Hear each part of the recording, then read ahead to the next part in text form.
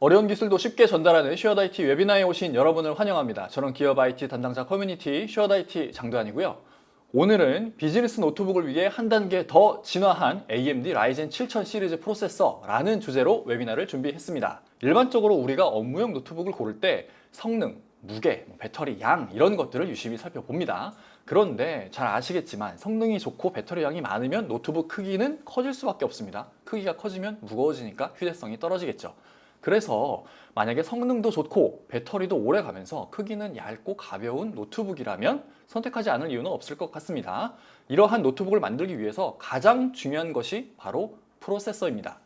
프로세서 성능은 높은데 전력을 만약에 적게 먹는다. 그러면 같은 용량의 배터리라도 좀 더 오래가는 노트북을 만들 수 있을 겁니다. 그리고 전력 효율이 좋으니까 발열 관리에도 많은 장점이 있을 거고요. 그래서 아마 항상 최상의 성능을 유지할 수 있도록 잘 관리가 될 겁니다. 여기에 AI가 가미되어서 이용자들의 업무 편의성까지 도와줄 수 있다면 더할 나위 없이 좋겠죠. 제가 말씀드린 이런 것들이 진짜 가능할지 이어지는 세션에서 확인해 보시기 바랍니다.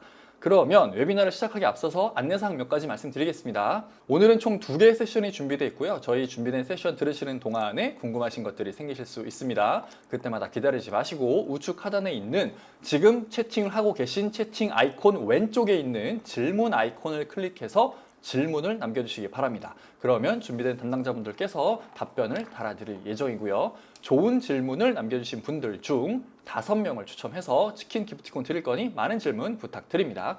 그리고 모든 세션이 다 끝난 다음에 질문창과 채팅창에 설문조사 링크가 공개가 됩니다. 이 설문에 참여를 해주시는 분들 중 100명 추첨해서 스타벅스 커피 기프티콘 드릴 거니 많은 참여 부탁드립니다. 그럼 안내사항도 다 말씀드렸고요. 오늘의 웨비나 시작해 보겠습니다. 첫 번째 세션의 주제는 AMD 라이젠 7040 시리즈 프로세서 소개입니다. 그럼 발표자이신 AMD 코리아 김홍필 이사님을 소개합니다. 박수 부탁드립니다. 네, 반갑습니다. AMD에서 기술 지원을 담당하고 있는 김홍필입니다. 네, 이사님 반갑습니다. 네, 반갑습니다. 오늘 발표 잘 부탁드리고요. 네네. 네, 그러면 저희 시간이 좀 한정된 관계로 발표자를 보면서 이야기 나눠보도록 하겠습니다. 네, 먼저 회사 소개를 간단하게 하고 시작하는 게 좋을 것 같아서요. 근데 AMD에 설마 대해서 AMD를 모르시는 분들이 계실까 싶긴 한데 잘 알기는 한데, 근데 또 최근에 이제 저희 회사가 변화를 좀 많이 겪었거든요. 네. 뭐 변화라기보다는 많이 성장하고 있죠. 그런 성장에 대해서 조금 말씀을 드리고 하는 게 왠지 좀 소비자분들께 좀 더 신뢰성이 있을 것 같아서 먼저 준비를 했고요. 그래서 저희 뭐 비전은 일단 그 하이 퍼포먼스 쪽 컴퓨팅, 그러니까 AMD 이제 컴퓨팅 기술을 만드는 회사거든요. 그러니까 뭐 실제로 이제 프로세서라는 CPU 구체적인 제품을 만들기는 하지만 어쨌든 그 안에 들어가 있는 것은 컴퓨팅 기술을 이제 핵심으로 하고 이렇게 뭐 다양한 일들을 처리하는 컴퓨팅 일들을 처리하는 그 컴퓨팅 기술을 만드는 것들이 그 AMD 미션이고요.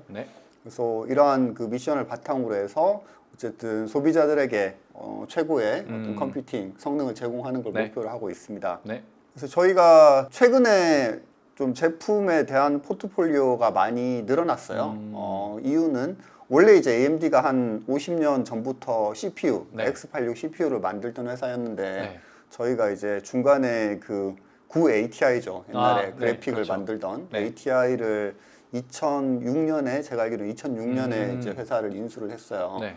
이게 사실 20년이 채 안 된 거죠. 그래서 이제 뭐 CPU하고 GPU를 다 갖게 됐다가 한 또 2년 전에 저희가 이제 그 자일링스라고 하는 회사를 또 인수를 했거든요. 자일링스는 그 FPGA 이건 이제 일반 그 소비자 제품군에서는 조금 생소하긴 한데 뭐 산업군에서는 굉장히 좀 다양하게 사용하는 프로그래머블 가능한 로직. 이제 그 로직을 소프트웨어로 이제 프로그램해서 여러 가지 용도로 사용할 수 있는 그 업계의 이제 최고 강자인 사실 굉장히 그 회사 자체도 큰 규모였는데 저도 그 회사하고 AMD하고 합병하는 것 자체가 좀 놀라웠습니다. 아 진짜요? 네, 이렇게 큰 회사하고 같이 이제 합병해서 뭔가 이제 저희가 시너지를 내보려고 하는 그래서 그 자일링스를 이제 인수함으로 인해서 저희가 이제 FPGA 기반의 그런 솔루션들도 다 이제 AMD게 되었고요. 이제 하나로 합쳐져서 뿐만 아니라 저희가 이제 DPU라고 하는 그 네트워크 솔루션 여기는 이제 DPU는 데이터 센터 프로세싱 유닛인데 뭐 컨슈머 제품하고는 조금 차이가 있을 수는 있어요. 그렇지만 이제 어쨌든 우리가 그 컴퓨팅을 하기 위해서 뭔가 이제 소비자들에게 컴퓨팅 성능을 제공하기 위해서 필요한 여러 가지 기술들, 뭐 컴퓨팅뿐만 아니라 그래픽, 그다음 네트워크 이런 기술들까지 다 이제 하나로 합해서 좀 더 다양한 밸류를 고객들에게 줄 수 있게끔 발전해 가고 있습니다. 인텔이랑 엔비디아가 제공하는 거를 AMD는 하나 회사에서 다 제공하는 것 같아요. 맞습니다. 그러니까 저희가 굉장히 포트폴리오는 크고 그리고 또 뭐 하나씩 실행을 해 나가고 있는 거죠. 뭐 한때는 망한다는 얘기도 나왔었는데 어쨌든 지금은 CPU를 필두로 해서 뭐 그래픽 쪽도 그 특히 이제 컨슈머 쪽에 뭐라고 해요? 내장 그래픽 같은 경우는 어떻게 보면 AMD가 가장 처음에 도입한 개념이었거든요. 그게 지금은 굉장히 많이 발전을 해서 뭐 이따가도 좀 좋은 제품을 하나 보여드리겠지만 또 그런 결실도 나오고요. 그래서 이렇게 다양한 저희 이제 전문 용어로는 IP라고 하죠. Intellectual Property, 그러니까 지적 자산, 설계 자산을 기반으로 해서 그 다양한 제품을 만들고 있습니다. 네, 알겠습니다. 그래서 뭐 여기는 이제 뭐 간단하게 저희가 앞에서 말씀드린 그 제품들의 브랜드들인데요. 그래서 뭐 CPU 쪽으로는 뭐 라이젠, 에픽, 뭐 알베오 뭐 이런 것들이 있고, 뭐 그래픽은 또 라데온, 그다음에 또 데이터 센터용 그래픽은 인스팅트라는 이름을 붙이고요. 그다음 또 어댑티브 컴퓨팅은 뭐 기존 그 자일링스의 솔루션들인데 뭐 버살, 징크, 뭐 버텍스, 킨텍스 이런 이름들은 또 아마 좀 이쪽 인베디드 산업군에 많이 일하셨던 분들은 또 이런 거에 좀 익숙하실 거예요. 그래서 이러한 모든 브랜드들이 현재는 그 AMD라는 하나의 이름으로 다 나가고 있습니다. 생소한 브랜드가 되게 많습니다. 오늘은 뭐 주로 이제 노트북 얘기를 할 거기 때문에 그래서 저희가 이제 클라이언트 쪽, 뭐 클라이언트하고 요즘 이제 게이밍도 좀 하나로 묶더라고요. 이 클라이언트 쪽에 그러면 AMD 제품들이 뭐가 있는지를 좀 보여드리는 내용인데요. 그래서 먼저는 이제 그 데스크탑용 CPU들, 그래서 저희가 뭐 라이젠 7000 시리즈라고 하는 데스크탑용 CPU가 저희 2023년에 새로 출시가 되었고요. 그리고 이제 오늘 말씀드릴 노트북용, 여기는 모바일 프로세서, 그래서 이제 라이젠 7000 시리즈 모바일 프로세서가 있고, 또 그리고 이제 저희가 스레드리퍼라고 하는 이거는 이제 워크스테이션용 굉장히 이제 전문가용 PC 프로세서인데요. 이 스레드리퍼는 지금 뭐 5000 시리즈가 시장에 나온 지가 꽤 돼서 올 연말쯤 또 이제 새로운 그 리프레시 계획을 가지고 있고요. 아마 이것도 이제 새로 저희가 출시하게 되면 이것도 어떻게 보면 이제 저희가 지금 하고 있는 일이 뭐 컨슈머 쪽, 그러니까 일반 소비자 시장도 중요하지만 저희 팀의 메인 미션은 커머셜 시장, 엔터프라이즈 시장이 이제 저희 팀의 메인 미션이거든요. 근데 요 또 이제 스레드리퍼 같은 경우도 딱 이제 그쪽 시장에 타겟팅한 제품이기 때문에 또 이런 스튜디오 같은 데서도 영상 편집용으로 또 이런 거 많이 쓰시잖아요. 워크스테이션을 그런 쪽에서 수요가 많이 있을 거니까. 그래서 그것도 아마 뭐 이런 쉐어드 IT 통해서 연말쯤 또 이건 새로운 제품을 제가 또 소개를 해드릴 그 세션을 가지면 될 것 같고요. 알겠습니다. 그리고 저희가 또 Z1 프로세서라는 것도 만들었는데 최근에 저도 처음 접했어요. 사실 이거는 이제 라이젠 7000 시리즈하고 똑같은 거예요. 7000 시리즈하고 똑같은 건데 AMD가 뭐 단순히 노트북에만 머물지 않고 또 이렇게 디바이스를 좀 다양화하면서 좀 그쪽에 조금 더 특화된 제품이라고 해서 저희가 이제 베이스는 7000 시리즈지만 Z1이라는 이름으로 또 제품을 만들고 있습니다. 그뿐만 아니라 이제 저희가 이제 에슬론이라는 브랜드, 이거는 이제 저희가 옛날에 에슬론 좀 많이 들어보셨죠? 그 에슬론이 맞나요? 네, 그 에슬론이 맞습니다. 그 에슬론이 맞고 어쨌든 뭐 이 에슬론 브랜드 네임에 대한 인지도가 굉장히 좋기 때문에 에슬론은 그 에슬론 이름을 이어서 지금은 좀 이제 에슬론 브랜드는 그 교육 시장 쪽이나 크롬북, 그러니까 좀 보급형 PC 쪽을 타겟팅하는 제품 브랜드 네임을 저희가 이제 에슬론이라는 이름을 사용하고 있어요. 좀 되게 상징적인 브랜드인 것 같아요. 저게 나오면서 인텔의 아성을 꺾었었다가 인텔의 코어 시리즈 나오기 전까지는 저게 진짜 시장을 평정했었는데 저도 그래서 에슬론 CPU를 써본 경험이 있습니다. 그래서 뭐 저희가 이제 라이젠이라는 이름으로 다 그 보통 브랜드 네임 바꾸긴 했는데 그래도 여전히 이제 에슬론이라는 이름으로 저희가 이제 좀 보급형 PC 쪽을 공급을 하고 있습니다. 알겠습니다. 그리고 뭐 마지막으로는 저희가 이제 그 라이젠 프로세서하고 뭐 GPU가 같이 그 융합된 데스크탑용 CPU까지 뭐 이렇게 저희가 클라이언트 쪽, 그러니까 일반 개인 사용자용 PC들은 이렇게 라인업을 가지고 있습니다.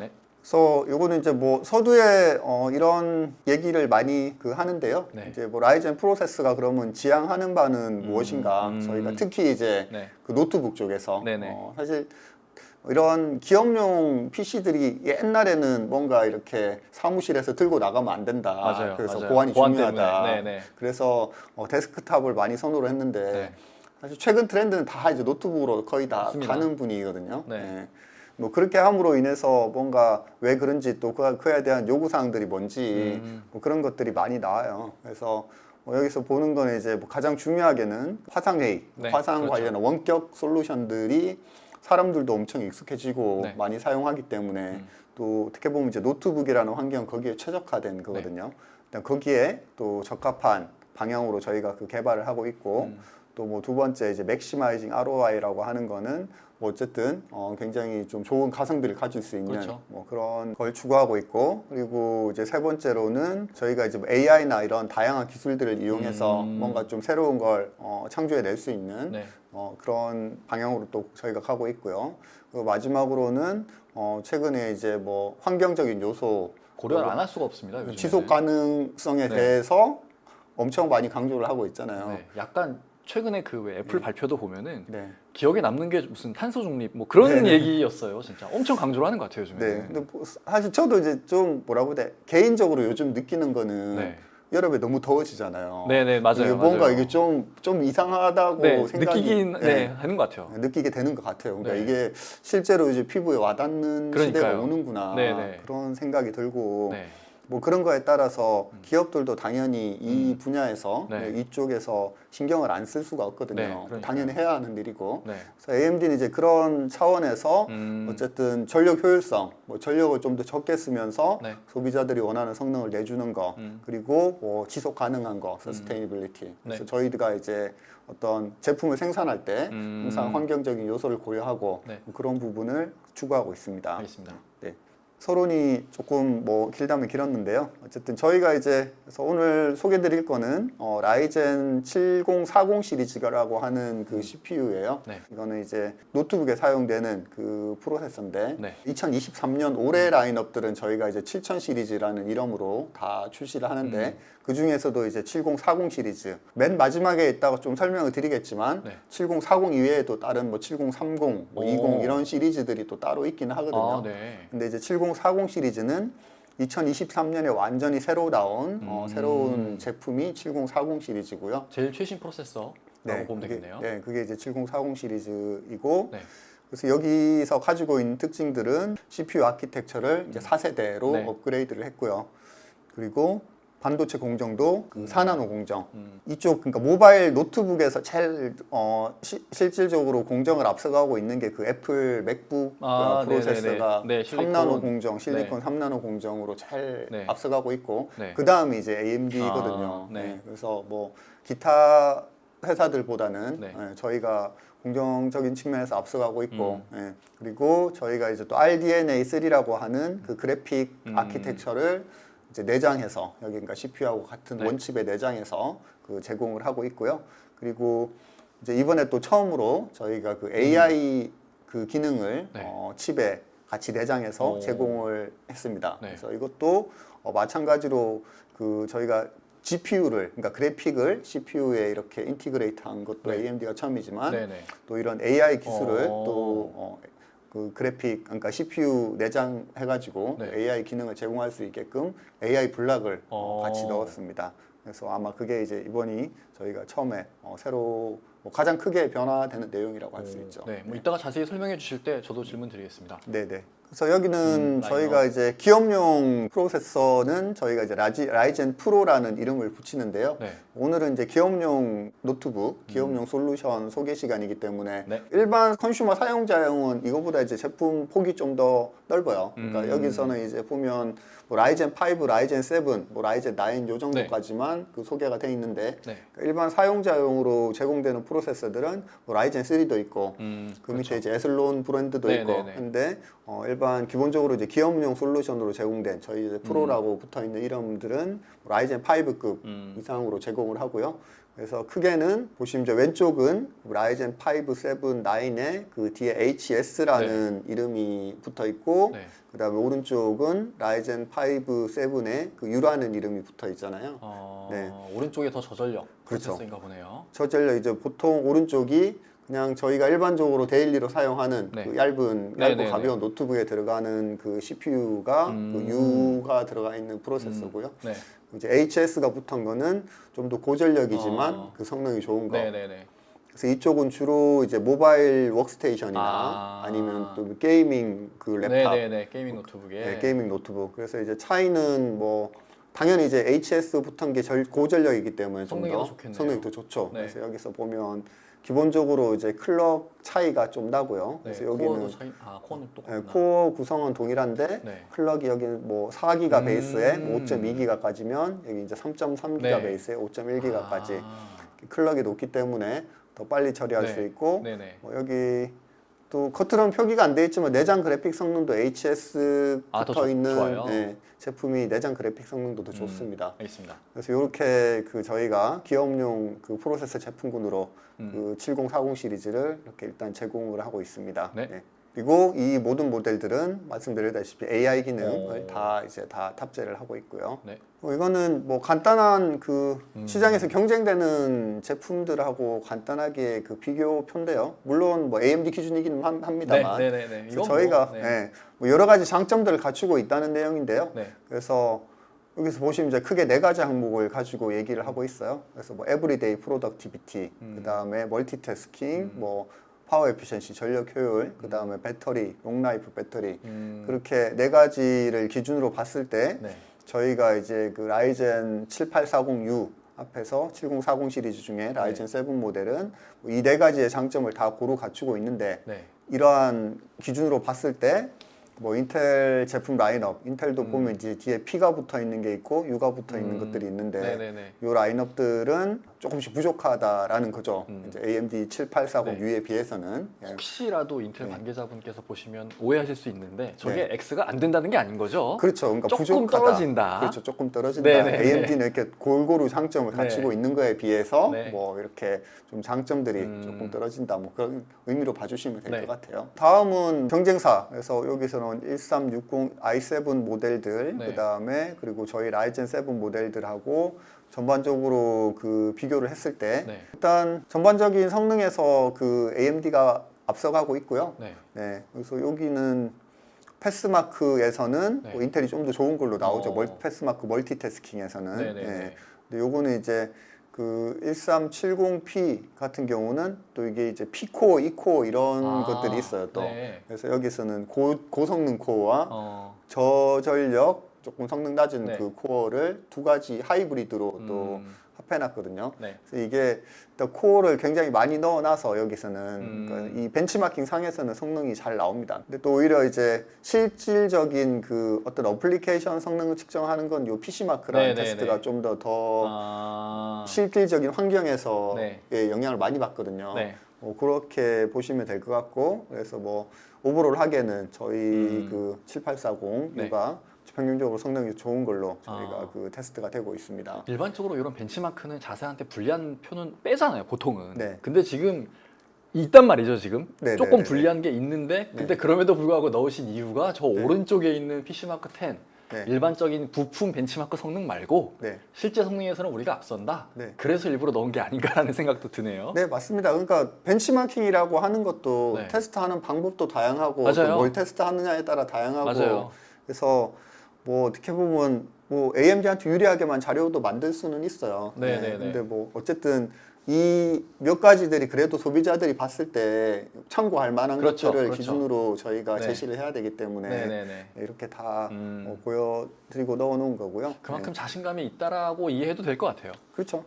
알겠습니다. 그리고 뭐 더 중요하게는 이제 앞에서는 그냥 단순 벤치마크인데요. 이거는 이제 저희가 사무용 PC로 사무용 노트북으로 사용하면서 좀 더 그럼 실질적인 환경에서는 어떤가 그걸 저희가 앞에서 보시면 저희가 요 i7 1370P하고 비교를 한 건데 뭐 앞에서 하나 이제 뭐 패스마크 멀티에서는 조금 성능이 떨어졌다고 나왔잖아요. 네. 근데 이제 요거는 이제 어떻게 테스트한 거냐 하면 저희가 이제 팀즈 비디오 콜을 네. 이렇게 하는 환경, 저렇게 9명이 들어와서 팀즈 비디오 콜을 하는 환경에서 이런 워드, 엑셀, 뭐 파워포인트, 그 다음에 그 아웃룩 이렇게 4가지 어플리케이션을 같이 실행을 시키고 전반적으로 그 성능이 얼마나 잘 나오는지를 네. 벤치마킹을 한 테스트 환경을 꾸며놓은 거거든요. 네. 이게 어떻게 보면 이제 실질적인 업무 환경에 가까운 거죠. 그렇죠. 네, 저렇게 일하시니까 요즘에. 네, 요즘 저렇게 네, 일하니까. 맞습니다. 네, 여기다가 뭐 익스플로우 뭐 몇 개도 맞습니다. 띄워놓고 다 이제 그렇게 일하시는 거니까. 네. 뭐 그렇게 봤을 때는 여기 저희가 이제 표시된 숫자들처럼 더 빨라요. 약 뭐 12% 정도 성능이 더 빠르고 네. 뭐 15% 정도 전력 소모는 더 낮고 그래서 결국은 전력 대 성능비 여기서는 이제 퍼포먼스 퍼 와트는 네네. 약 한 20% 29% 정도 더 우세하다 네. 이렇게 그 테스트 결과가 나오고요. 예. 오히려 이제 업무 환경에 적합한 거고. 오, 꽤 차이가 많이 나네요. 네, 그래서 와. 이거는 이제 배터리 사용 시간을 또 몇 가지 모델들을 가지고 물론 이것도 이제 모든 환경을 대변하지는 않아요. 근데 최대한 네. 그 마이크로소프트 팀즈를 실행을 시키고 네. 화상회의 네, 솔루션을 실행을 시키고 거의 이제 동일한 환경을 만들어 준 다음에 네. 배터리만 사용했을 때 어느 정도 가느냐. 그래서 여기서 보시면 이야. 배터리 용량도 표기가 돼 있거든요. 네. 54와트. 요거 네. 두 개는 54와트고 여기 70. 애플 M 맥북 M2 프로 같은 경우는 69와트. 네. AMD는 오히려 이제 51와트, 제일 적어요. 51.3와트로 테스트를 했는데 뭐 보시면 아시겠지만 AMD가 굉장히 배터리 효율이 좋은 걸 볼 수 네. 있습니다. 예. 그래서 이거는 저희가 이제 직접 다 테스트해서 물론 이렇게 자료로 공개하는 거기 때문에 네.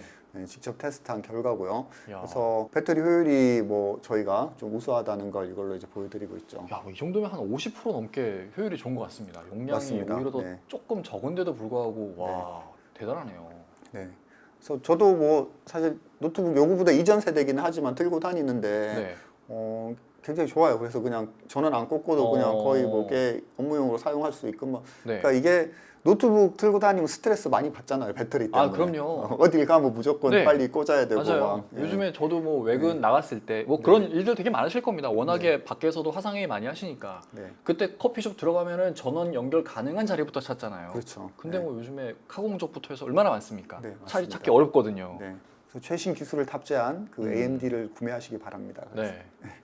그래서 맥북하고도 최근에는 이제 시장에서 경쟁이 많이 되죠. 아, 그러니까 여기도 그래요? 지금 맥북 네. 쓰고 계시는 것 네. 같은데. 요거는 옛날 거라서 네. 인텔께. 근데 이 맥북이 사실 예전에는 그냥 개인 사용과 컨슈머 쪽이었는데 최근에 이제 기업용 시장으로도 굉장히 많이 들어왔거든요. 개발자분들 다 맥북 쓰십니다. 맞습니다. 그러니까 네. 이제 회사에서 디폴트로 맥북을 지급하는 맞아요, 회사들이 맞아요. 엄청 많아졌어요. 많아졌기 때문에 네. 이것도 이제 큰 경쟁 상대가 이미 돼버렸고 그렇구나. 그래서 저희가 이제 뭐 이런 7000 시리즈 프로세서가 나오면서 네. 또 이제 기업용 시장에서 경쟁되는 뭐 애플 M2 프로세서 네. 애플이 또 옛날에는 인텔 프로세서를 썼었는데 이젠 자체로 네, 쓰죠. 자체 M 시리즈 프로세서를 네. 만들었잖아요. 네. 그거하고 비교했을 땐 또 어떤지를 또 여기서는 저희가 성능으로 좀 비교를 했는데 그래프를 이렇게 그려놔서 그렇지 18% 정도면 뭐 약간 더 우세한 정도죠 수치상으로. 네네. 네, 그렇게 좀 보시면 될 것 같고 그래서 이제 뭐 이러한 벤치마킹 기준으로는 딱히 저희가 애플 맥북에 그렇게 네. 뒤지지 않습니다. 오히려 성능이 좀 더 좋고요. 야, 네.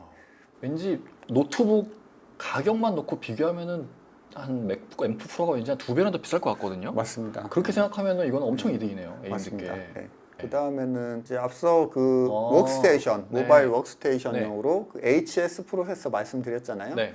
요거는 이제 그 마찬가지로 경쟁되는 인텔도 뒤에 아, H라고 네. 붙어 있는 게 그쪽 좀 하이엔드 음. 게이밍이나 아니면 뭐 그 작업용에. 네, 워크스테이션용, 네. 모바일 워크스테이션 작업용 노트북들에 들어가는 프로세서인데요. 네.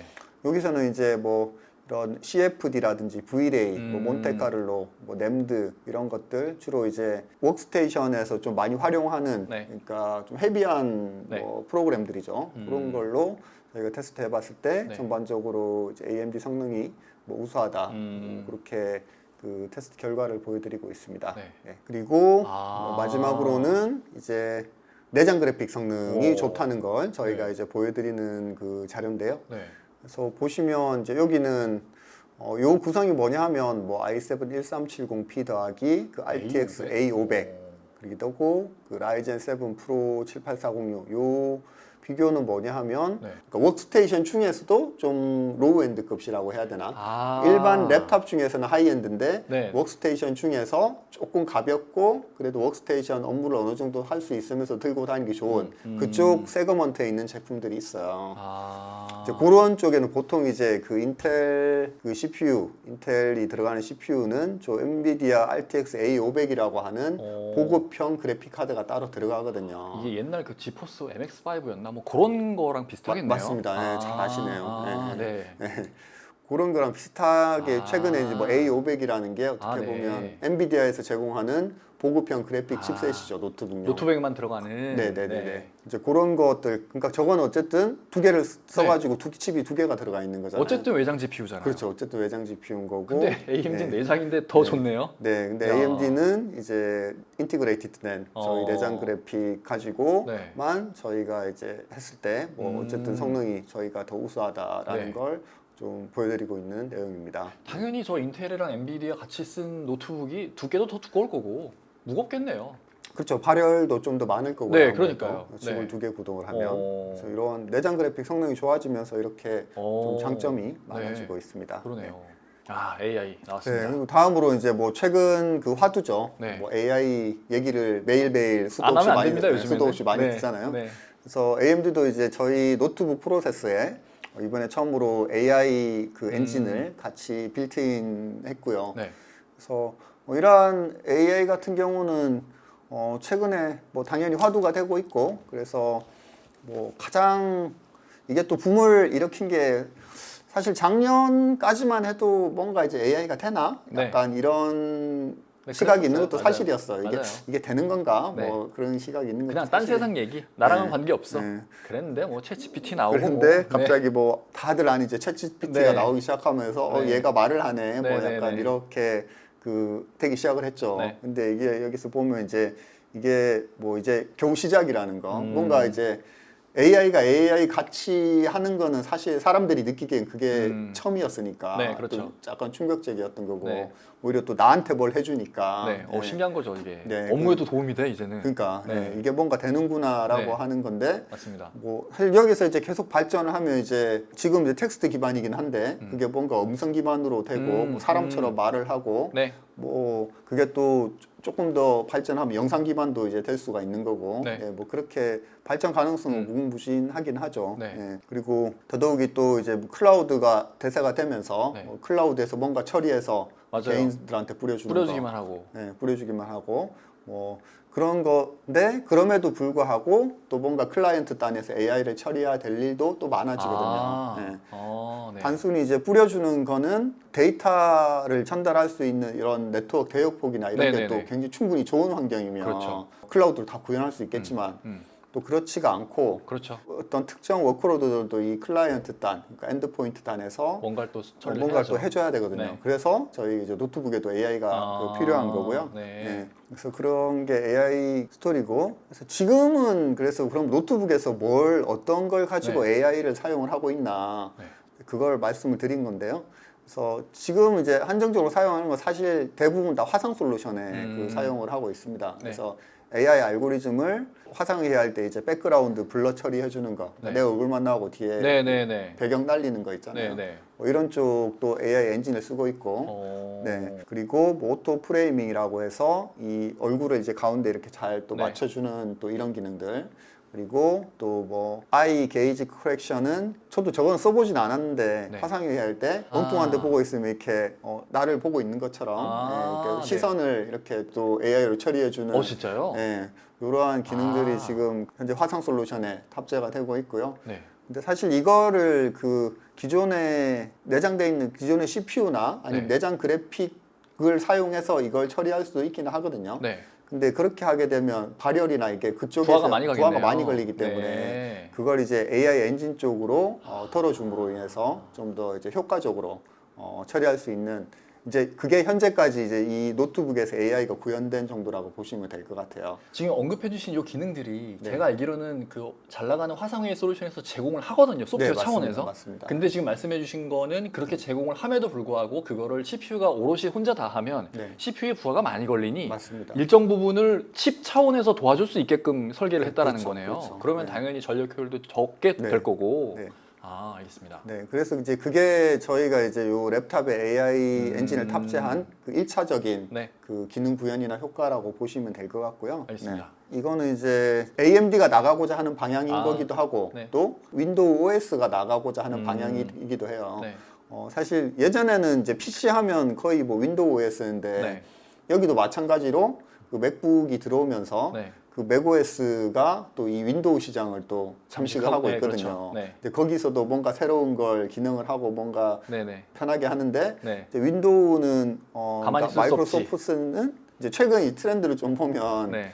AI로 좀 이 시국을 돌파하려고 하지 않나 좀 그렇게 보이고 있어요. 아, 저 코파일럿 진짜 깜짝 놀랐습니다. 보고. 네. 네. 뭐 MS 같은 경우는 뭐 클라우드뿐만 아니라 네. 이런 그 윈도우 자체에서 네. 그런 코파일럿 같은 네네네. 그 AI 기능을 지원함으로 인해서 있던 애플 진영에 또 질 수 없잖아요. 네. 그래서 이제 그런 거에 발맞춰서 저희가 이제 그 AI 엔진에 여기서 이제 뭐 코파일럿 같은 경우가 바로 이런 뭐 퍼스널 AI 어시스턴트 네. 네, 이런 경우고 그 다음에 뭐 기타 다른 기능들 그 다음에 뭐 데이터 애널리티스트 쪽 뭐 이런 쪽에서도 뭐 AI 기능을 도입해서 좀 처리할 수 있는 것들. 그래서 사실 저희는 이제 하드웨어를 제공하는 회사이기 때문에 네. 어떤 기반 플랫폼을 이렇게 일단 먼저 만들어 놔야지 거기다가 이제 다양한 소프트웨어 개발사는 많이 다양하잖아요. 네. 그 소프트웨어 개발사들이 이걸 활용해서 좀 더 멋진 기능, 멋진 AI 기능을 만들 수 있게끔 저희 이제 기반을 제공한다고 보시면 될 것 같아요. 그러니까 이런 다양한 AI 기능들이 나온 이유도 네. 그만큼 그 하드웨어가 이제는 받쳐주니까 그렇죠. 개발이 된 것 같아요. 맞습니다. 네. 네. 일단은 뭐 어쨌든 하드웨어가 없으면 소프트웨어가 올라갈 수가 네, 없으니까. 그렇죠. 구동이 안 네. 되니까. 네. 네. 그렇게 보시면 될 것 같고요. 네. 그래서 뭐 이런 다양한 현재는 뭐 줌, MS, 뭐 어도비 제가 보기에 요 세 개 회사가 네. 뭐 이쪽 방면으로는 가장 선두지 않나. 네. 각 솔루션들에서 네. 가장 선두적으로 개발을 해서 어쨌든 이제 사용자들이 사용하는 노트북에 네. 점차 많이 보급이 되겠죠 이제 앞으로. 네. 네. 네. 저희가 이제 나왔으니까 그뿐만 아니라 뭐 전체 AI 얘기를 하게 되면 AMD도 이제 노트북뿐만 아니라 네. 이 AI를 어쨌든 클라우드 아니면 데이터 센터 쪽으로 네. 계속 확장하는 일을 지금 하고 있고요. 네.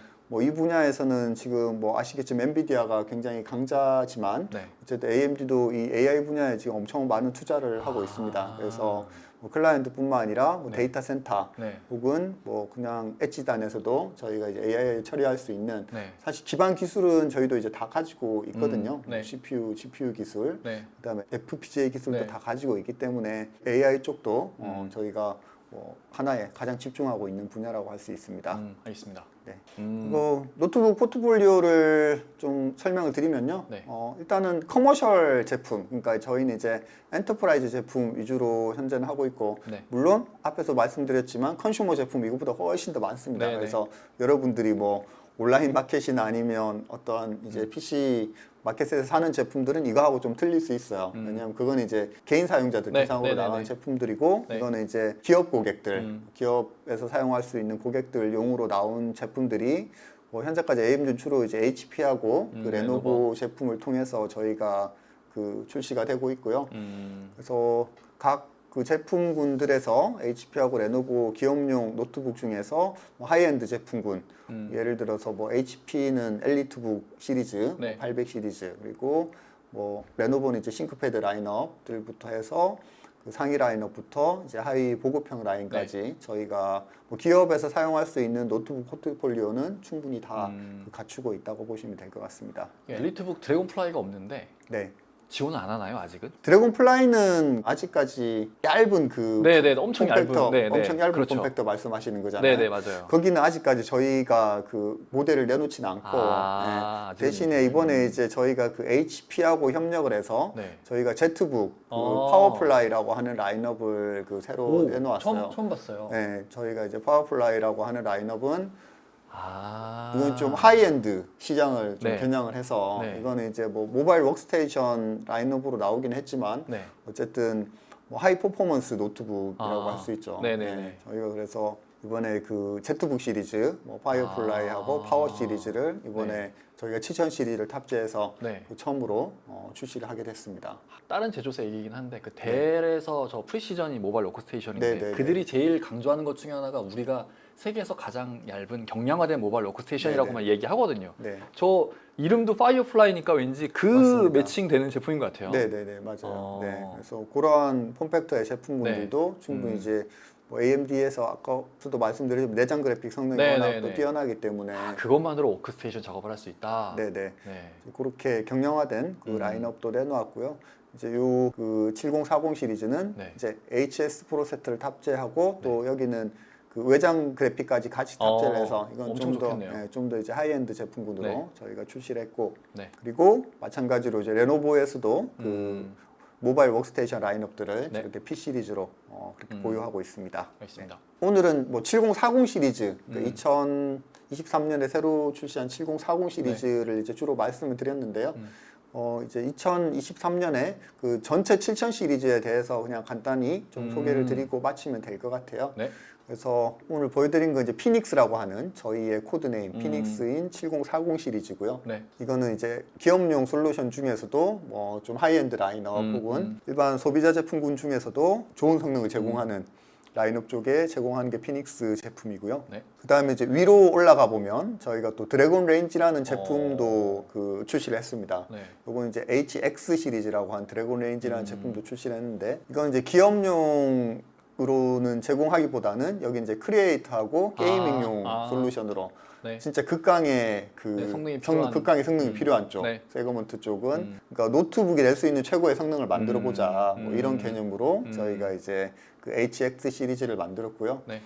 그리고 밑쪽으로 가시면 이제 7035 시리즈라고 하는 거는 저희가 보면 렘브란트 R이라고 돼 있는 게 그 렘브란트 리프레쉬라는 이름이거든요. 사실 이제 렘브란트는 그 2022년에 저희가 6000 시리즈에 2022년에 새로 출시한 6000 시리즈가 렘브란트였어요. 근데 그것도 쓸만하기에 충분히 넘치죠. 그래서 그 렘브란트도 2023년에도 리프레시를 해서 703으로 조금 대신 이제 작년에는 이제 렘브란트가 뭐 저희 이제 피닉스의 세그먼트였으면 한 세그먼트를 이제 내린 거죠. 그러면서 가격도 좀 다운 시키면서 좀 더 합리적으로 제공하게끔 만들고 그리고 뭐 충분히 좋은 성능을 낼 수 있는 뭐 중간 라인업 정도에 들어갈 수 있는 그런 제품이 이제 703으로 만들었고요. 그리고 7030은 저희가 이제 바르셀로 요건 좀 차 이전에 나왔던 아키텍처인데 거기도 이제 리프레시를 해서 요것도 이거는 특히 이제 바르셀로 라인업은 7030 시리즈의 특징은 전력 효율이 굉장히 좋기 때문에 요거는 이제 좀 가볍고 매일매일 들고 다닐 수 있고 또 이 7030 시리즈가 들어가 있는 노트북 제품군들이 시장 가격도 굉장히 합리적으로 제공하고 있어요. 그래서 그렇게 7030 시리즈 제공하고 있고요. 그리고 7020 시리즈는 여기는 주로 이제 그 에듀케이션 쪽이나 그 보급형 노트북 쪽 타겟한 쪽. 그래서 저희가 이제 코드네임을 요건 멘도시노라고 그 부르는데요. 보급형 모델 라인업 쪽에는 저희가 이제 7020 시리즈 그렇게 여러 가지 7000 시리즈를 저희가 그 제공하고 있습니다. 알겠습니다. 오늘 저희가 이제 준비한 내용은 뭐 여기까지 정도로 마무리하면 될 것 같습니다. 알겠습니다. 뭐 저도 질문 드리고 싶은 게 많았지만 그 질문들은 저희가 이어지는 세션에서 드리기로 하고요. 알겠습니다. 그러면은 7040 시리즈에 대한 전반적인 소개는 여기까지 마치고요. 그러면 이어서 패널 토의 세션으로 다시 돌아오겠습니다. 감사합니다. 네, 다시 돌아왔습니다. 지금부터는 세션의 발표자이신 김홍필 이사님 그리고 특별한 분 한 분을 더 모시고 패널 토의 세션을 이어가 보도록 하겠습니다. 한 분 더 모셨고요. 그럼 소개를 해드려야겠죠. AMD 코리아 엄태준 상무님을 소개합니다. 박수 부탁드립니다. 네, 안녕하세요. 반갑습니다. 저는 엄태준이고요. 현재 AMD 코리아에서 기업 영업과 OEM 얼라이언스 업무를 담당하고 있습니다. 반갑습니다. 네, 반갑습니다, 상무님. 그러면 이제 질문을 드려보도록 할 텐데요. 첫 번째 질문은 조금 가볍게 드리고 싶은데 아마 잘 아실 것 같아요. 그 인텔이 이보 플랫폼이라는 그 어떤 자기들만의 규격, 기준 이런 걸 마련을 해서 우리 인텔 프로세서를 탑재한 노트북인데 그 중에서도 우리가 뭐 요구하는 엄청 오래가는 배터리, 무지 얇은 그런 뭐 두께, 또 뭐 와이파이 속도 엄청 빠른 거 그런 노트북들은 오 이보 플랫폼이야 라는 그 인증을 해주거든요. 그래서 좀 인텔 노트북 중에서도 뭔가 조금 상급에 있는 그런 노트북들이 그 인증을 받은 걸로 알고 있습니다. 그래서 사용자 입장에서도 이보 플랫폼 인증을 받은 노트북이야 꽤 괜찮은 건가 보네 라는 그런 인식을 갖고 있거든요. 혹시 AMD도 이러한 뭐 내부 규격이나 인증 뭐 이런 게 있나요? 인텔에서 오래 일하신 우리 엄태 네, 네. 일단 뭐 결론부터 말씀드리면 네. 저희는 뭐 별도의 그런 뭐 인증 규격이라든지 네. 이런 걸 따로 두지는 않습니다. 근데 이제 뭐 일단 뭐 이보라는 거의 백그라운드를 좀 살펴보면 네. 그게 이제 2020년도에 나왔죠. 네네네 맞아요. 근데 당시 인텔이 이제 14나노 공정, 네. 미세 공정인데 제조 공정이 네. 그 14나노 공정에서 좀 머물러 있었고요. 맞아. 오랫동안 머물렀죠? 정체돼 있는 그런 상태였습니다. 맞습니다. 근데 반면에 네. 이제 AMD는 2017년에 네. 젠 아키텍처라고 그래가지고 네. 당시에는 이제 12나노, 14나노를 가지고 이제 네. 제품을 출시를 했는데요. 2020년 당시에는 이미 7나노 공정 제품이 시장에 선을 보이게 됐습니다. 네. 그래서 이미 AMD에게 이제 기술력에 있어서도 뒤처진 상태가 됐고 또 더불어서 이제 ARM 기반의 진영 제품들이 또 네. 노트북에 출시가 됩니다. 이제 뭐 퀄컴의 스냅드래곤 네네네. 기반의 노트북이라든지 네. 또 이제 애플 같은 경우는 사실 인텔하고 과거 한 15년 정도를 그 어떤 밀월 관계를 유지하면서 네. 인텔 칩 기반으로 맥 제품들을 만들었습니다. 근데 네. 헤어졌죠. 2020년 당시에 이제 네. 자체 M1 칩셋을 네. 칩을 이제 개발하기로 결정을 해가지고 네. 여러 가지로 좀 공경에 처한 그런 상황이었기 때문에 그러니까 이제 저희가 이제 이해한 바로는 네. 이보 플랫폼을 들고 나오게 된 계기는 네. 뭐 마케팅 슬로건 정도라고 이제 생각을 하고 있고요. 네. 동시에 이제 그 AMD 같은 경쟁사를 견제하기 위한 툴로서 네. 그렇게 좀 포지셔닝을 한 게 아닌가 그렇게 아. 생각을 하고 있습니다. 왜냐하면은 어쨌든 인텔이 그 강력한 시장 지배력을 가지고 있으니까요. 네. 노트북 시장 같은 경우도 거의 80% 이상을 이제 그 시장을 갖고 네. 있기 때문에 네네네. 제조사 입장에서도 인텔의 제품을 어쨌든 인정을 받아서 출시를 해야 되는 상황이기 때문에요. 어떤 그런 마켓을 컨트롤할 어떤 일종의 마케팅 툴로서 네. 선보였다고 그렇게 보고 있습니다. 제가 이해한 바로는 어쨌든 말씀해 주신 대로 인텔이 그 나노 그 공정에서 뒤처지니까 공정에서 뒤처진다는 거는 당연히 성능이 떨어질 수밖에 없다라는 거고 그래서 어떻게 보면 인텔은 이게 위기인 거예요. 지금 기술 공정으로 앞서 나갈 수 없는데 뭔가 어필할 수 있는 포인트가 필요한 거죠. 그래서 이런 이보 플랫폼이라는 걸 만들어냈고 이 이보 플랫폼은 좀 뭐랄까 기술적으로 파고들지 않는 사람들한테는 되게 매력적인 그런 걸로 다가올 수 있을 것 같거든요. 네. 그런 형태로 활용한 게 아닌가라는 생각이 드네요. 근데 문제는 이제 대다수의 소비자들은 네. 이보가 뭔지 잘 모릅니다. 이제. 아 그래요? 네. 오, 저는 그들이 되게 강조를 하길래 이보 플랫폼 노트북 쓰시면 되게 좋은 거예요라고 많이 알고 계실 줄 알았는데 아닌가 보네요. 아닌 걸로 이제 뭐. 그럼 뭐 마케팅도 별로 그렇게 성공적이지 못했다. 옛날에 인텔 인사이드라고 마케팅 예, 맞아요. 했었잖아요. 맞아요. 제가 보기엔 그거에 좀 연장선상이 아닌가 좀 아. 그런 것 같아. 그러니까 지금 와서 이제 애초의 의도는 그게 아니었는데 네. 이제 지금 와서는 좀 약간 그런 아. 의미가 되지 않나라고 보이고요. 그리고 또 좀 아이러니할 수 있는 게 네. 이보가 붙은 거는 좋은 거고 네네. 이거 안 붙은 건 별로 안 좋은 건가? 사실 그러네요. 이렇게 또 될 수도 있는 거예요. 그러네요. 예. 생각해 보니까 예.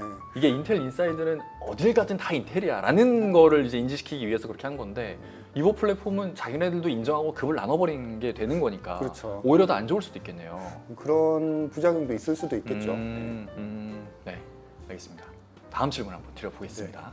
이게 일반 사무용 노트북이 아닌 그 게이밍 노트북이나 뭐 네. 크리에이터용 노트북은 되게 고성능이 필요해서 GPU도 되게 좋은 거 장착을 하잖아요. 그래서 그것 때문인지는 모르겠는데 이게 전원 연결을 안 하면은 그 퍼포먼스가 다 안 나오는 거예요. 그런 노트북들은. 그런데 그렇게 전원 연결이 돼 있다라는 거는 배터리가 뭐 빨리 날든지 말든지 별로 상관이 없는 거죠. 그래서 이런 고성능 노트북은 어쨌든 상시 전원 연결을 하니까 배터리의 전력 효율성이 어떤 효과가 있을까 조금 의문이에요. 그래서 AMD에서 강조하시는 이런 저전력의 전력 효율이 좋은 이런 칩들이 아까 소개해 주셨던 그런 뭐 모바일 워크스테이션에 탑재가 되면 전원 연결하는 그런 필수인 PC인데 뭐가 더 좋아지는 건지 조금 궁금합니다. 결국은 뭐 배터리 환경에서 얼마나 좀 그 자유롭게 오래 사용할 네. 수 있느냐 그거 자체가 관건인데요. 근데 체감상 네. 그러니까 좀 들고 다녔을 때 사실 이게 배터리 연결 안 하고 하루 종일 뭐 들고 다니면서 쓰고 그러지는 않잖아요. 뭐 그런 생각 자체를 안 하시는 것 같아요. 그렇죠. 모바일 워크스테이션 쓰시는 분들은. 그렇긴 한데 그래도 이제 뭔가 고성능이 필요하기는 하지만 그래도 어느 정도 중간점 타협점이 필요할 때 그런 경우가 필요하거든요. 실제로 그 업무를 하다가 진행을 하다가 보면. 근데 이제 이게 전체 다는 아니에요. 전체 다는 아닌데 특히 뭐 제가 산업 현장이나 이런 쪽에서는 안정성 있고 신뢰성 있는 그런 노트북이 필요하긴 하지만 좀 이제 밖에 들고 나가서 뭔가 테스트도 하고 그런 환경이 필요하긴 한데 뭐 그런 세그먼트에 또 적합하게 저희가 그 앞서 말씀드렸듯이 뭐 좋은 성능과 또 배터리 효율이 좋기 때문에 그런 쪽에 좀 적합한 저희 프로세스라고 할 수 있습니다. 혹시 첨언해 주실 만한 내용이? 사실 뭐 고성능 저전력, 뭐 어떤 소비자들 같은 경우는 이제 성능은 타협할 수 없다. 그래서 고성능을 선택하시는 분들이 있죠. 그래서 아까 그 설명해드린 것처럼 저희도 이제 프로세서 넘버를 좀 달리하고 뒤에 이제 뭐 표시를 하지 않습니까? 그래서 일반적인 U 표시가 들어가면은 뭐 이제 15W에서 28W 정도 이제 소비를 하는 그런 뭐 얇고 가벼운 노트북의 표준 뭐 이런 것처럼 뭐 지금 성능과 저전력을 동시에 추구하는 어떤 에너지 효율성 측면에서의 어떤 그런 이니셔티브는 계속 이제 드라이브를 하고 있고요. 그 개인들이 쓰는 노트북의 전력 효율을 따지면 사실 좀 미미합니다. 그게 뭐 전기료에 어느 정도 임팩을 주는지는 사실 뭐 얼마 안 된다고 이제 얘기할 수 있는데 이제 뭐 산업용 데이터 센터라든지 뭐 국가 연구기관에서 운영하는 뭐 그 슈퍼컴퓨터 클러스터라든지 이런 방대한 그 데이터 센터를 운영하는 그 운영자 측면에서는 적게는 뭐 연간 수억, 많게는 뭐 수백억 전기료를 그 지불해야 되는 상황이다 보니까요. 굉장히 민감하게 이 저전력 설계에 대해서 요즘 인더스트리에서 얘기를 하고 있습니다. 그 저전력 프로세서라는 게 그 클라우드 업체들도 되게 강조를 하더라고요. 어쨌든 맞습니다. ESG를 안 따질 수가 없으니까 뭐 지속 가능성이니 환경 보호니 이런 걸 통해서 추구하기 위해서 우리 데이터 센터는 전력 효율이 되게 낮은 그런데 성능은 유지가 되는 뭐 그런 프로세서를 제공합니다. 뭐 AWS 그렇게 많이 강조를 하더라고요. 그래서 말씀해주신 거를 제가 이렇게 들어보니까 이게 워크스테이션 사용자들은 전원 연결은 필수라고 항상 이제 생각을 했기 때문에 이따만한 그 아답터를 들고 다니잖아요. 그래서 가뜩이나 이것도 되게 무거운데 아답터까지 하면 3kg가 넘어가는 거죠. 근데 그들은 그걸 필수라고 여겨져 왔단 말이죠. 근데 이 AMD의 저전력 프로세서가 들어가면 이제 우리 아답터 필요 없어도 되겠네라는 그런 인식이 조금씩 생기는 그런 효과를 거둘 수 있겠다라는 그런 생각이 드네요. 알겠습니다. 아직은 뭐 물론 진짜 아예 배제할 수 있을 정도 수준은 아니지만 일단은 첫걸음은 뗐다라는 정도의 의미로 받아들여도 될 것 같습니다. 다음 질문을 드려보겠습니다.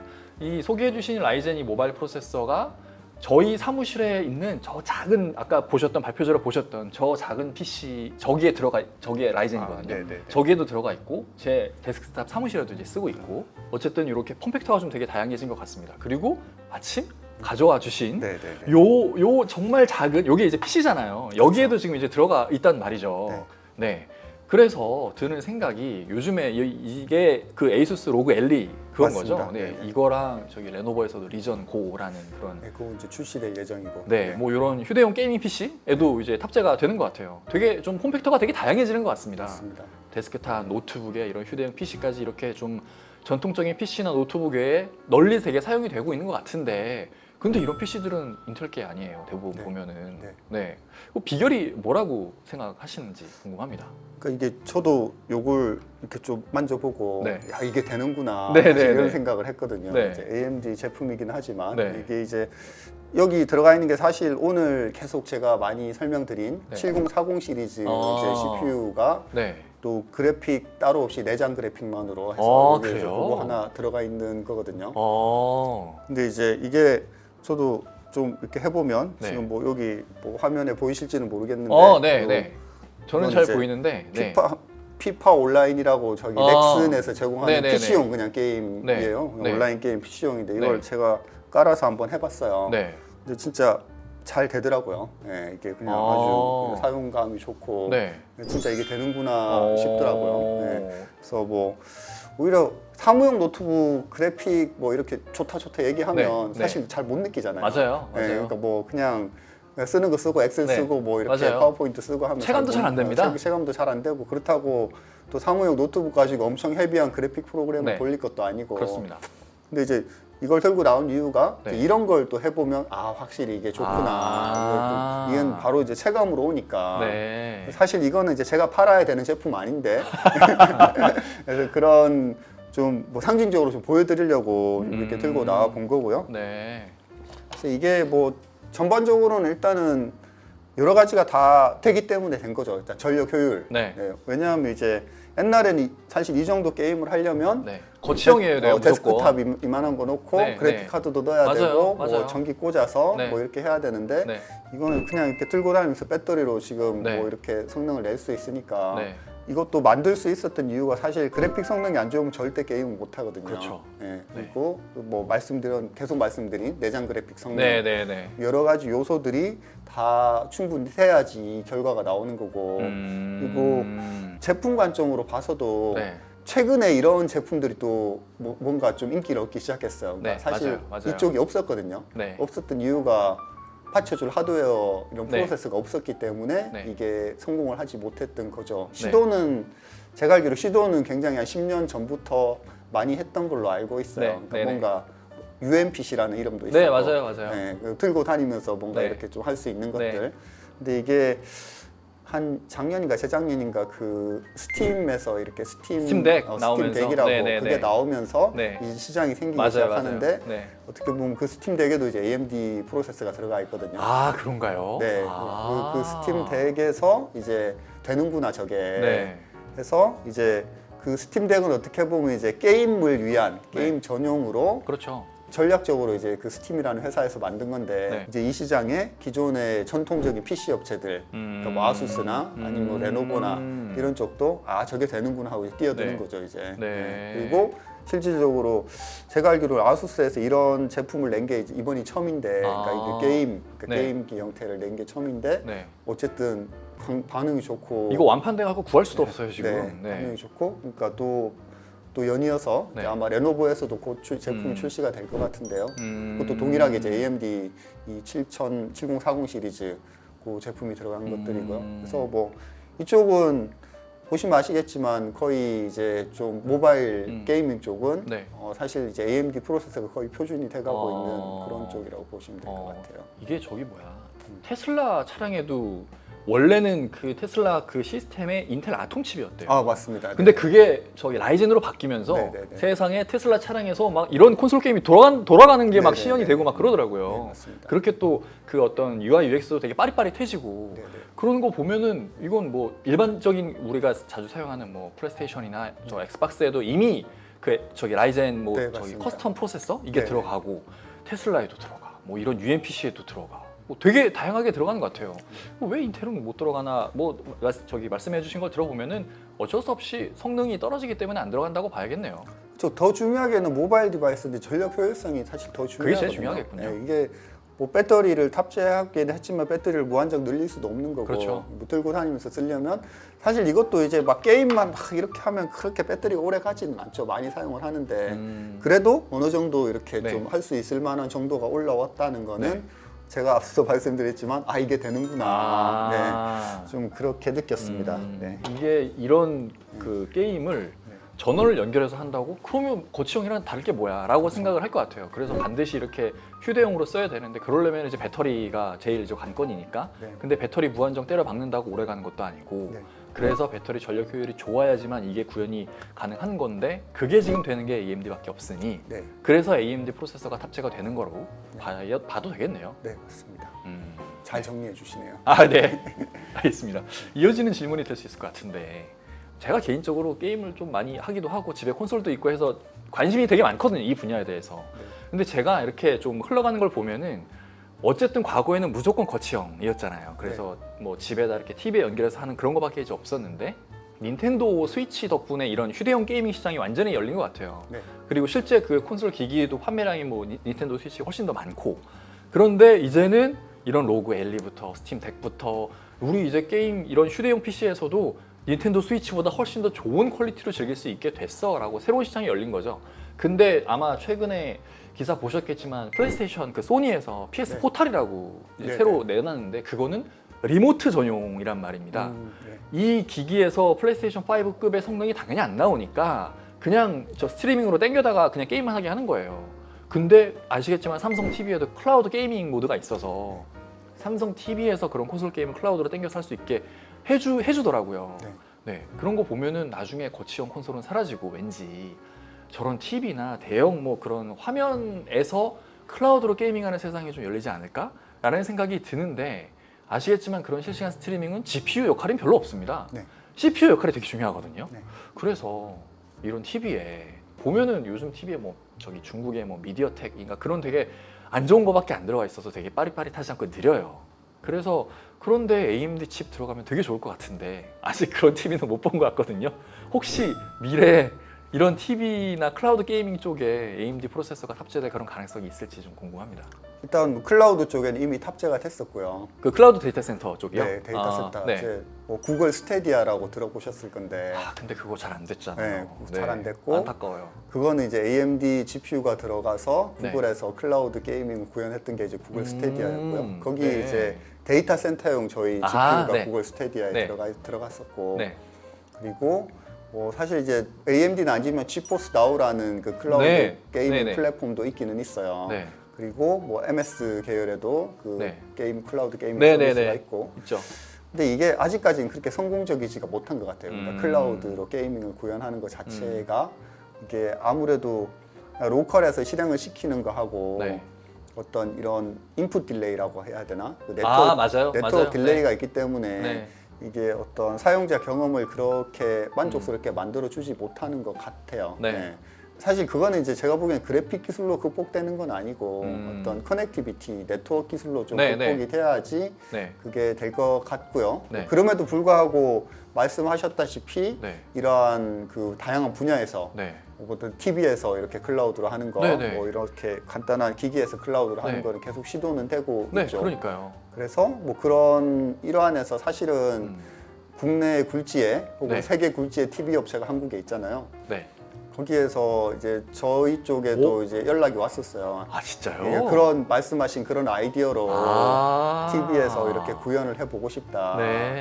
근데 이제 저희가 사실 근데 이제 TV용 칩을 만들진 않거든요. TV용 칩을 만들진 않지만 삼성 휴대폰, 그러니까 스마트폰에 들어가는 그 엑시노스라고 아시죠? 거기에는 이제 AMD 그래픽 IP가 이제 들어가 있거든요. 아 그래요? 네, 거기에 이제 IP 형태로 저희가 아키텍처 기술, 그래픽 기술을 제공하고 라이센스를 받으면 약간 그 암 CPU 모델하고 좀 비슷한 거죠. 그러네요. 그런 모델로 저희가 이제 엑시노스의 AMD 그래픽 기술이 지금 들어가 있거든요. AMD 라이센스가 된. 아마 근데 제 생각에는 그래서 아마 하게 되면 만약에 이제 TV 같은데도 그 어떤 TV 전용 칩에 좀 그래픽을 강화하는 그런 걸 하게 되면 그런 엑시노스하고 비슷한 비즈니스 모델로 하지 않을까 좀 생각이 돼요. 그러니까 아마 이제 그런 거는 이제 뭐 저희보다는 이제 본사 차원에서 일을 하는 거기 때문에 어쨌든 중요한 거는 그런 쪽에서도 끊임없이 저희 그 그래픽 기술을 탑재하는 데 관심을 가지고 있고 뭔가 아마 진행이 되고 있을 거라고 생각합니다. 근데 뭐 아직 결정된 건 없다. 그렇죠. 그렇구나. 혹시 상무님 첨언해 주실 만한 내용이 있으실까요? 사실 그 뭐 디지털 홈이라고 그래가지고 과거에도 이제 거실에 모여서 TV가 중심이 돼가지고 가정 내에 어떤 유비쿼터스 환경을 만드는 그런 이니셔티브가 있어가지고요.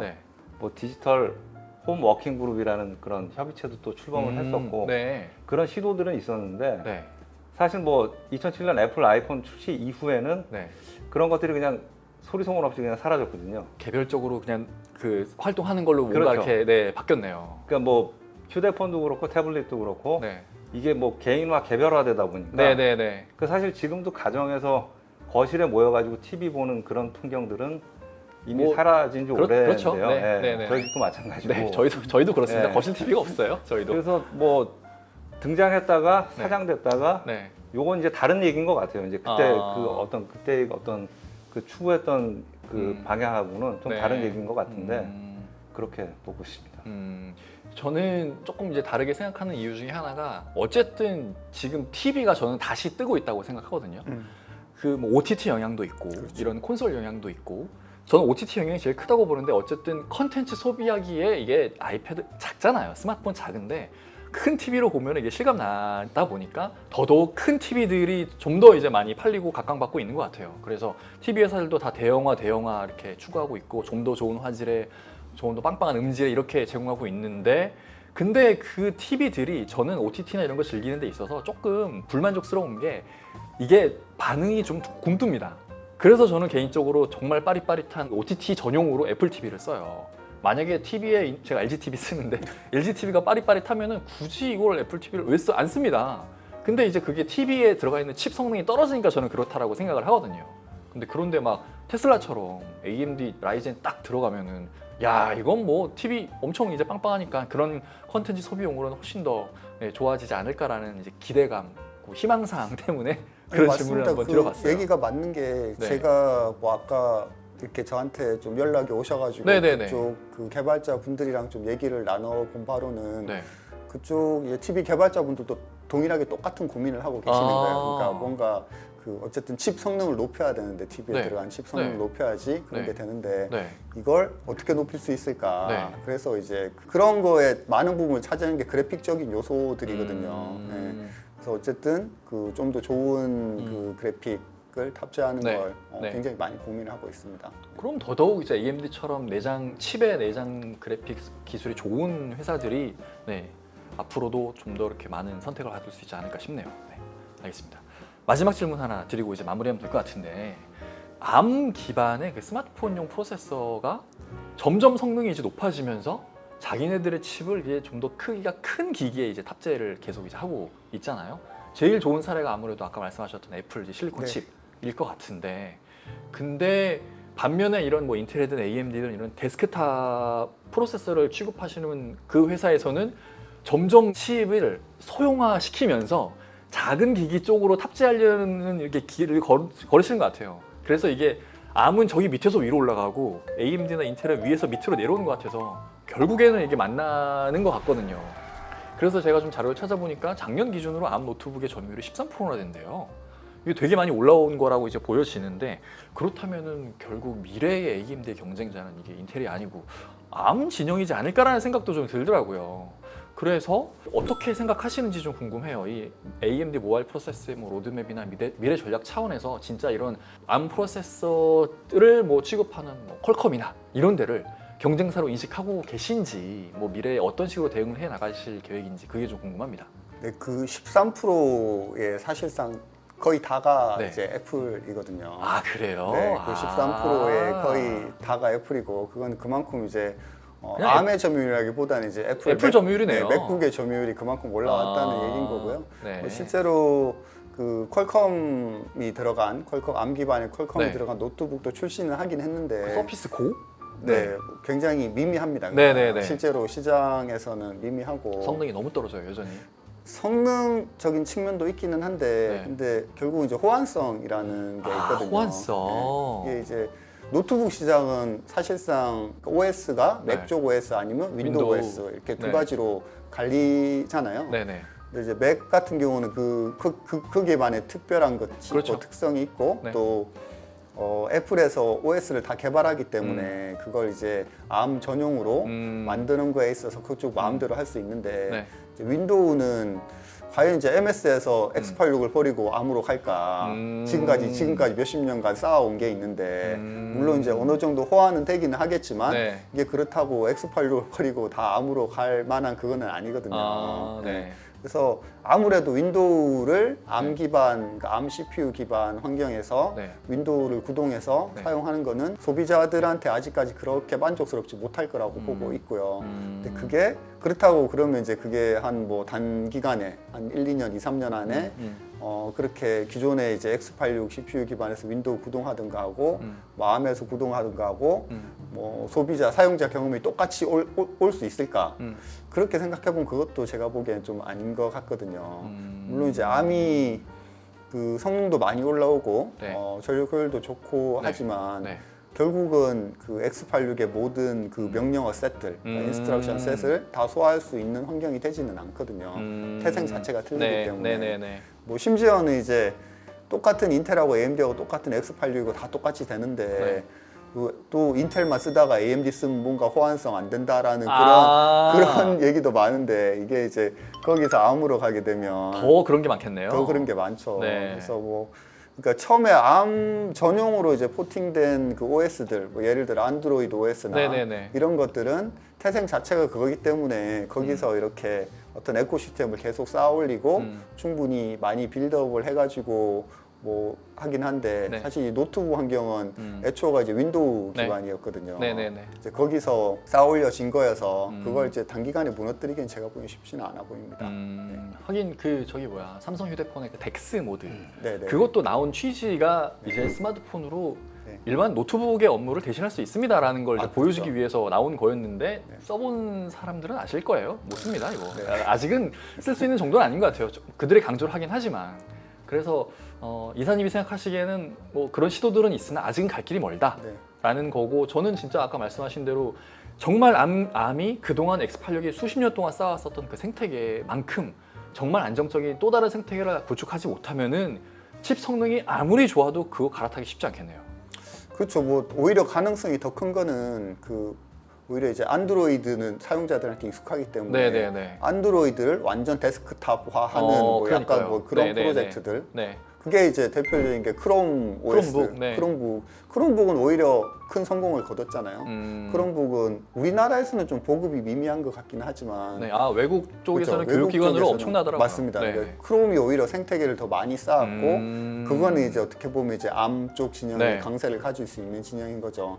그렇게 이제 다른 에코시스템 빌드업을 하면서 쌓아갈 수는 있겠지만 그냥 기존 전통적인 이 X86 윈도우 시장에서는 좀 쉽지는 않으리라고 보고 있습니다.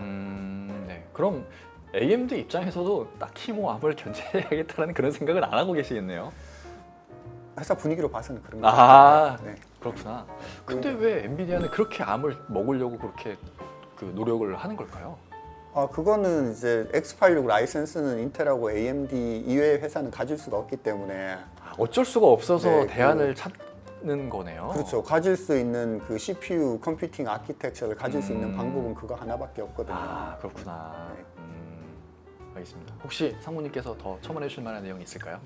첨언 전문으로서 짧게 말씀드리면 뭐 비슷한 견해를 가지고 있고요. 그러니까 뭐 ARM도 X86 서버 시장에서 나름 뭐 존재감을 보여주고 있는 게 사실이고 최근에 이제 뭐 AI가 뭐 뜨거운 감자로 이제 취급받는 것처럼 그게 이제 맞춰서 ARM도 그 뭐 GPU라든지 또 CPU 쪽에 그 많은 또 이렇게 활용도를 시장에서 지금 보여주고 있는데요.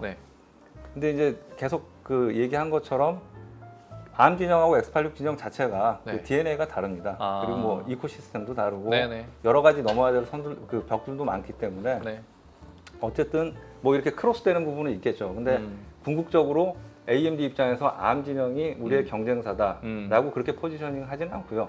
그거에 대한 어떤 뭐 견제를 한다, 뭐 그런 저희 뭐 정책이라든지 이런 것들은 지금도 없지만 앞으로도 없을 것 같습니다. 냉정하게 말해서 암 아직 멀었어, 뭐 아직 멀었어라고 봐도 뭐 하지만 뭐 미래는 어떻게 될지는 이제 모르는 거고 저는 왜 이런 생각을 자꾸 하게 되냐면 아이폰의 성능이 엄청나게 지금 올라가고 있잖아요.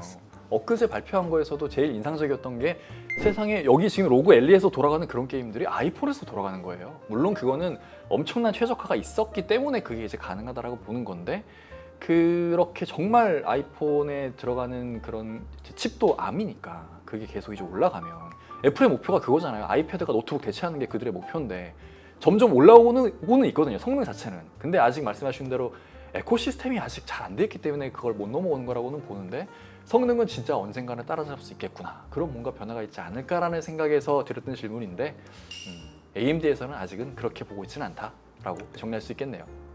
애플은 가격도 계속 올라가고 있습니다. 맞아요. 근데 너무 비싸요. 맞아요. 그것도 그렇습니다. 알겠습니다. 제가 준비한 질문은 여기까지고요. 두 분 모두 고생 많으셨습니다. 감사합니다. 감사합니다.